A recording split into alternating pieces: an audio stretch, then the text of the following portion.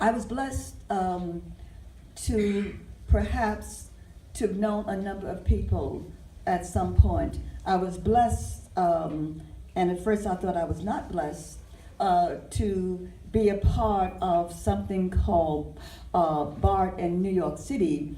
And at the demise of it, I kind of picked myself up and went to California to visit some people and ended up in a place called Mexico City because Malcolm had been assassinated, and now the demise of the black arts had happened because some people had decided that, you know, in quotes, you know, they were going to destroy it because it wasn't doing what they wanted it to do.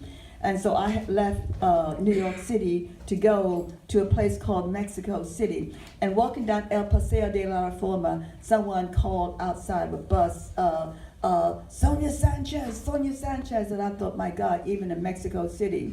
And I kept on walking, and people jumped off the bus, and they were all SNCC workers.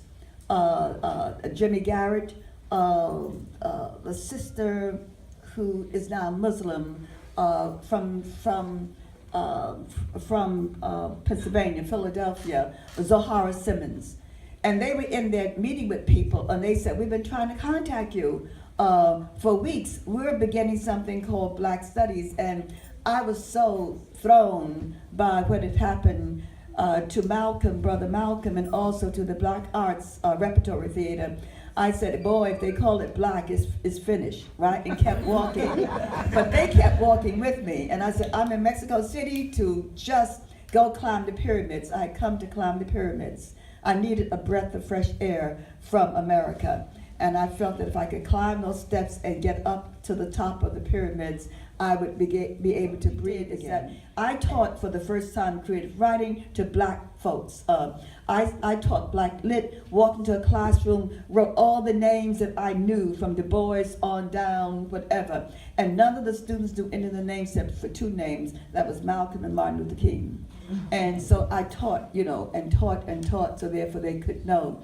And the whole premise of Black Studies was simply is that we were going to involve our students with the university. We were going to break down, you know, the constraints of a university that says you had to be middle class to get an education, or you had to have money and get an education. And we began to ask the university for monies also too. And they gave people money.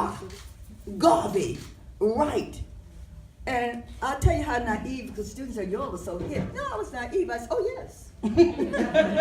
You cannot teach Black Studies without them, right? You know, and the guy went, whoa, lady, you don't get it. You know, we banned those people, Garvey and Du Bois, you know, no one teaches them, whatever. But we came to teach. That was real. And at that point, I began to understand what was going on. That encounter made me change how I taught literature. I had been trained to teach literature in terms of, like, you know, the thematic way.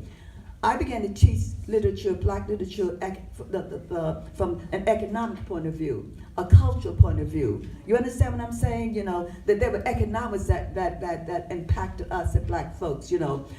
There were cultural things that impacted us also too. I began to teach this simply in a different way, and that happened because these men came into my house angry that my generation, our generation, had decided at some particular point to come into and invade a white establishment, change the whole concept of what it was. Because after Black Studies, the next semester, there was women's studies, there was Jewish studies, there was Puerto Rican studies, there was Chicano studies, all over. And it attacked the whole idea of this European, you know, this white supremacy that was, you know, that was part of the educational system. We tore it down. We said, how dare you just teach that? Let us tell you about Black history. Let us tell you about Black English. Let us tell you about Black literature. Let us tell you about a creative writing class where you can write about yourself and your mama if you want to, and your daddy too. That's what we did.